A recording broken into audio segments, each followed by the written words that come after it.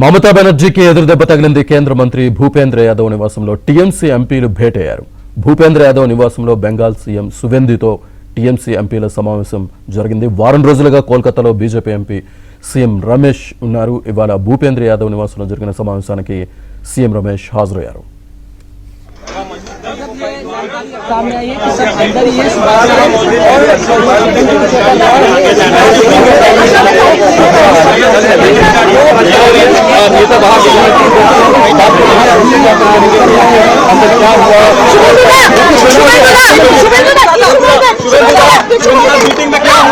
शुभेंदुदा meeting में क्या हुआ?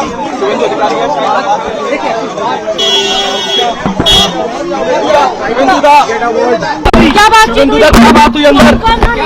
शुभेंदुदा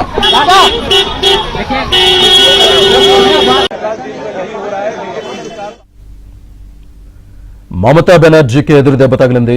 కేంద్ర మంత్రి భూపేంద్ర యాదవ్ నివాసంలో టీఎంసీ ఎంపీలు భేటయ్యారు. భూపేంద్ర యాదవ్ నివాసంలో బెంగాల్ సీఎం సువెందుతో టీఎంసీ ఎంపీల సమావేశం జరిగింది. వారం రోజులుగా కోల్కతాలో బీజేపీ ఎంపీ సీఎం రమేష్ ఉన్నారు. ఇవాళ భూపేంద్ర యాదవ్ నివాసంలో జరిగిన సమావేశానికి సీఎం రమేష్ హాజరయ్యారు. పూర్తి డీటెయిల్స్ మా ఢిల్లీ బ్యూరో చీఫ్ కృష్ణ అందిస్తారు. కృష్ణ, శ్రీనివాస్, పశ్చిమ బెంగాల్ రాజకీయాల్లో అత్యంత నాటకీయమైన సంచలన పరిణామాలు చోటు చేసుకుంటున్నాయి. ఇటీవల జరిగినటువంటి అసెంబ్లీ ఎన్నికల తర్వాత దేశ రాజధాని వేదికగా ఇప్పుడు ఆపరేషన్ బెంగాల్ ఊపందుకుంటుంది. మాజీ ముఖ్యమంత్రి మమతా బెనర్జీకి ఇది ఊహించని కోలుకోని దెబ్బ అని చెప్పొచ్చు. కేంద్ర మంత్రి నివాసంలో ఈ రోజు రహస్య భేటీ జరిగింది. ఢిల్లీలోని కేంద్ర మంత్రి భూపేంద్ర యాదవ్ నివాసంలో ఈ యొక్క టీఎంసీ ఎంపీలు ఆయనతో భేటీ అయ్యారు. తృణమూల్ కాంగ్రెస్ ఎంపీలు అక్కడ భూపేంద్ర యాదవ్ తో సమావేశమై తదుపరి కార్యాచరణ మీద చర్చించినట్టుగా తెలుస్తుంది.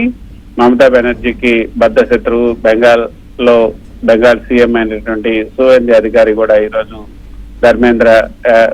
భూపేంద్ర యాదవ్ నివాసానికి చేరుకున్నారు. అక్కడ వారితో పాటు టీఎంసీ ఎంపీలు ఆయనతో భేటీ అయినట్టుగా తెలుస్తుంది. అయితే ఇందులో మరో ముఖ్యమైనటువంటి అంశం, ఆంధ్రప్రదేశ్ కు చెందినటువంటి బీజేపీ ఎంపీ సీఎం రమేష్ ఈ ఆపరేషన్ బెంగాల్లో అత్యంత కీలకమైనటువంటి ట్రబుల్ షూటర్ గా వ్యవహరిస్తున్నట్టుగా తెలుస్తుంది. ఇందుకోసం ఆయన గత వారం రోజులుగా కలకత్తాలో మకా వేసి టీఎంసీ ఎంపీలతో చర్చలు జరుపుతున్నారు. ఈ రోజు భూపేంద్ర యాదవ్ నివాసంలో జరిగినటువంటి సమావేశంలో కూడా ఆయన ప్రత్యక్షంగా పాల్గొన్నారు. ఈ రోజు మళ్ళీ ఆయన కలకత్తాకి వెళ్తూ ఉన్నారు. సుమారు దాదాపు 20 మందికి పైగా టీఎంసీ ఎంపీలు ప్రస్తుతం సువేందు అధికారితో టచ్ లో ఉన్నట్టుగా తెలుస్తుంది. ఈ తిరుగుబాటు ఎంపీలంతా ఈ రోజు లేదా రేపు లోక్సభ స్పీకర్ ఓం బిర్లాను కలవబోతూ ఉన్నారు.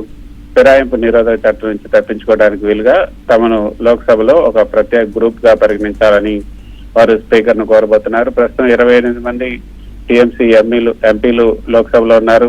2/3 ఎంపీలు కనుక గ్రూప్ గా ఏర్పడే అవకాశం ఉంది కాబట్టి సుమారు 20 మందికి పైగా ఎంపీలు గ్రూప్ గా ఏర్పడాలని నిర్ణయించినట్టుగా తెలుస్తుంది. అయితే అభిషేక్ బెనర్జీ ఈ తిరుగుబాటుకు ప్రధాన కారణం మమతా బెనర్జీ మేనల్లుడు టీఎంసీ సెకండ్ ఇన్ కమాండ్ అయినటువంటి అభిషేక్ బెనర్జీ ఏకపక్ష వైఖరి, పార్టీలో సీనియర్లకి గౌరవం తగ్గడం, అభిషేక్ చేతిలో పగ్గాలు వెళ్ళటానికి కూడా సీనియర్ ఎంపీలు జీర్ణించుకోలేకపోతున్నారు. టీఎంసీలో అత్యంత సీనియర్ నాయకుడు అయినటువంటి శేఖర్ రాయ్ బహిరంగంగానే మమత పైన తిరుగుబాటు బావుట ఎగరేశారు. మమతా బెనర్జీకి అధికారం తలకెక్కింది అని ఆయన చేసినటువంటి వ్యాఖ్యలు పార్టీలో అంతర్గత ప్రజాస్వామ్యం ఏ స్థాయిలో దెబ్బతిందో కూడా చూపిస్తోంది. అయితే టైమింగ్ చూడొచ్చు శ్రీనివాస్, ఈ రోజు ఇండియా కూటమి జరుగుతున్న రోజు కేంద్రంలో బీజేపీ నేతృత్వంలోని ఎన్డీఏ ప్రభుత్వానికి వ్యతిరేకంగా వ్యూహాలు రచించడానికి ఇండియా కూటమి సమావేశంలో పాల్గొనేందుకు మమతా బెనర్జీ ఈ రోజు ఢిల్లీకి వచ్చారు. ఆ సమావేశంలో ప్రస్తుతం జరుగుతూ ఉంది. ఇంకా ఆమె ఇక్కడ ప్రతిపక్షాలను ఏకం చేసే పనిలో ఉండగానే సరిగ్గా అదే సమయంలోనే ఆమె పార్టీకి సంబంధించినటువంటి ఎంపీలు బీజేపీ అగ్రనాయకత్వంతో చేతులు కలపటం మమత రాజకీయ పరపతిని జాతీయ స్థాయిలో తీవ్రంగా దెబ్బతీస్తుందనే చెప్పొచ్చు. అయితే బీజేపీ జాతీయ నాయకత్వం తూర్పు రాష్ట్రాల ఆపరేషన్లు దక్షిణాదికి చెందినటువంటి వ్యూహకర్తలకు అప్పచెప్పడం ఆసక్తికరమైనటువంటి పరిణామం. గతంలో కూడా పలు రాష్ట్రాల్లో ప్రభుత్వాల ఏర్పాటులో చేరికల్లో కూడా కీలకంగా వ్యవహరించినటువంటి అనుభవం ఉన్న సీఎం రమేష్ ను బెంగాల్ ఆపరేషన్ సక్సెస్ కోసం రంగంలోకి దించినట్లుగా స్పష్టమవుతుంది. అయితే లోక్సభలో టీఎంసీకి ఉన్నటువంటి మొత్తం బలంలో 2/3 వంతు ఎంపీలు విడిపోతేనే వారిపైన అనర్హత వేటు పడకుండా ఉంటుంది. 20 మందికి పైగా ఎంపీలు చీలిపోతేనే చట్టబద్ధంగా వారు ప్రత్యేక గ్రూప్ గా అవతరించే అవకాశం ఉంటుంది. కాబట్టి ఓం బిర్లాను తిరుగుబాటు ఎంపీలు కలిసిన తర్వాత స్పీకర్ ఆఫీస్ ఎలాంటి నిర్ణయం తీసుకుంటుంది అనేది కూడా అత్యంత కీలకమనే చెప్పొచ్చు. Right, thank you Krishna.